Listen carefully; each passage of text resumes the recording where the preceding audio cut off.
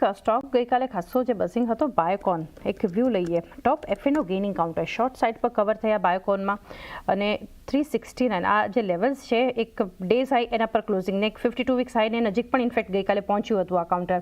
કઈ રીતે બાયોકોન માટે આપ સલાહ આપશો? બાયોકોન એક રેન્જ બાઉન્ડ કાઉન્ટર છે જેને આપણે લાસ્ટ ટાઈમ પણ ડિસ્કસ કર્યું એ પ્રમાણે એક અલગ તરીકેથી એને ટ્રેડ કરવું પડે. 300ની આજુબાજુ એમાં જઈ અને લેવું પડે અને 400ની આજુબાજુમાં વેચવું પડે. કાલે પ્રાઇસ એક્શન વોલ્યુમ બહુ સારા છે અને જો 370ની ઉપર જો ટ્રેડિંગ ચાલુ કરે તો એમાં એક તમે બાય ઇનિશિએટ કરી શકો ફોર ઇમિડિયેટ ટાર્ગેટ ઓફ 405 410ની આજુબાજુ ટાર્ગેટ આવી શકે. એનું ડિસિસિવ બ્રેકઆઉટ 400ની ઉપર જ આવશે. કેટલા વખતથી એ 400 તોડી નથી રહ્યો અને રેન્જ બાઉન્ડ એક્ટિવિટી કરી રહ્યો છે. નીચામાં 300 અને ઉપરમાં 400 આની રેન્જ છે. એટલે 350ની નીચે અક્યુમ્યુલેટ કરવાનું, 370-75ની ઉપર ધીરે ધીરે વેચવાનું, આ ટાઈપની સ્ટ્રેટેજી રાખવાની. આ સ્ટોક લગભગ તમે જુઓ તો જુલાઈ 24થી એક સાઇડવેઝ કરેક્શનમાં ગયો છે અને એક રેન્જમાં ગયો છે. 300 ને 400ની વચ્ચેની રેન્જ છે અને અત્યારે મને લાગે છે કે એ બાઇંગ રેન્જમાં છે. 350ની ઉપર 368નો ક્લોઝિંગ છે અને કાલે પ્રાઇસ એક્શન વોલ્યુમ પણ સારી છે. એટલે 400ના ટાર્ગેટથી એક વખત અહીંયા લોંગ ઇનિશિએટ કરી શકાય. 400નો ટાર્ગેટ ધ્યાનમાં રાખી શકો છો લોંગ ઇનિશિએટ કરવા માટે બાયોકોન પર.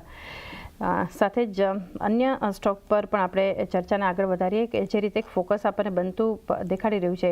ઇવન ગઈકાલના સેશનમાં પણ એક મજબૂતી ઓવરઓલ ફાર્મા, હેલ્થકેર, ડાયગ્નોસ્ટિક્સ પર ગૌરાંગજી અવારનવાર આ સ્પેસ પર ચર્ચા કરીએ છીએ. બાયોકોન તો આપણે ટેકનિકલ ચર્ચા કરી, Aurobindo pharma, Laurus labs, Glenmark pharma જે એક પરફોર્મન્સ હતું, સિપ્લા, નિફ્ટી સ્ટોક્સમાં આપણે જોઈએ તો સન ફાર્મા, ડોક્ટર રેડ્ડીઝ જે એક મજબૂતી આપણને જોવા મળી છે. એક ડિફેન્સિવ પ્લે ગઈકાલે માર્કેટના આટલા ઉતાર ચઢાવમાં પણ આપણને ફાર્મા તરફથી ઇવન ઇન્ડેક્સ જોઈએ નિફ્ટી ફાર્મા ઇન્ડેક્સ ત્યાં પણ એક ખરીદારી જોવા મળી.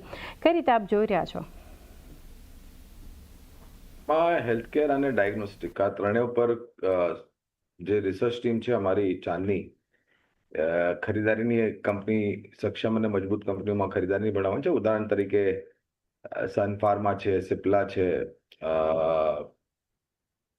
ના મિડ કેપમાં Aurobindo pharma, Natco pharma, Glen pharma, Glenmark pharma જેવી કંપની છે. હોસ્પિટલ્સમાં અપોલો હોસ્પિટલ, ફોર્ટિસ હેલ્થકેર અને મેક્સ હેલ્થકેર આ ત્રણ પર કંપનીઓ પર ખરીદારીની ભલામણ છે.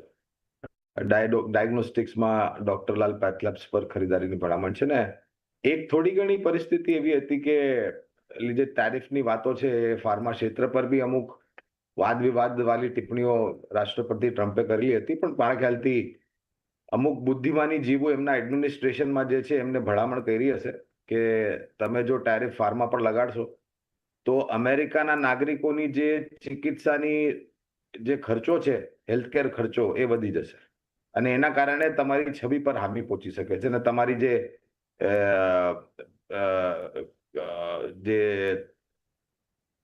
તમે જે પ્રખ્યાત છો લોકોમાં અને જે રીતના તમને મતદાનમાં આપ્યું છે એ કદાચ જોખમમાં પડી શકે છે. તો એના કારણે ટેરિફ ફાર્મા પર હમણાં તો નથી રાખી અને મને નથી લાગતું કે અમેરિકા તરફથી ફાર્મા ક્ષેત્ર પર ભારતીય ફાર્મા કંપનીઓ પર ટેરિફ લાગી શકે છે.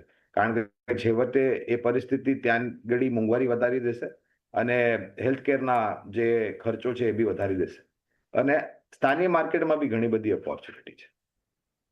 ઓકે, વ્યૂ આપણને એના ઓપોર્ચ્યુનિટીઝ લોંગ ટર્મ માટે ફાર્મા, હેલ્થકેર, ડાયગ્નોસ્ટિક્સ સ્પેસ પર આપણે ચર્ચા કરી. મીરાઈ અસેટ